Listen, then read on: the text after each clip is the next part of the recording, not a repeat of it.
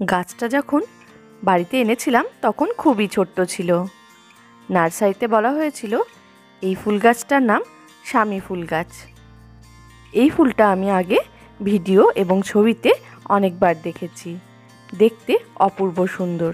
তাই আমারও ইচ্ছে ছিল আমার বাগানেও যদি এরকম সুন্দর ফুল ফোটে। কিন্তু 1 বছর পার হয়ে গেলেও ফুলের দেখা মেলে না। তবে গাছটা অনেকটাই বেড়ে উঠেছিল। এরপর মাঝে আরও 1 বছর কেটে গিয়েছে। গাছটা এভাবেই রেখে দিয়েছিলাম এবং ডালপালাগুলোও অনেকটা ছড়িয়ে পড়েছে। কোনো রকম প্রুনিংও কিন্তু করিনি। তারপরই হঠাৎ কিছুদিন আগে দেখি যে গাছে ফুল ফুটেছে এবং ফুলটা দেখুন কি সুন্দর, অর্ধেক বেগুনি এবং অর্ধেক হলুদ। প্রথমবার এই ফুলটা নিজের চোখে সামনে থেকে দেখে চোখ দুটো জুড়িয়ে গেল। এত সুন্দর ফুল যে কখন ফুটলো, কুড়ি বা কখন এলো কিছুই লক্ষ্য করিনি। হঠাৎই দেখছি ফুলটা ফুটে আছে গাছে।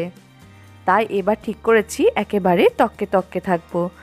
গাছে কুড়ি আসা থেকে ফুল ফোটা পর্যন্ত পুরোটাই শেয়ার করার চেষ্টা করব।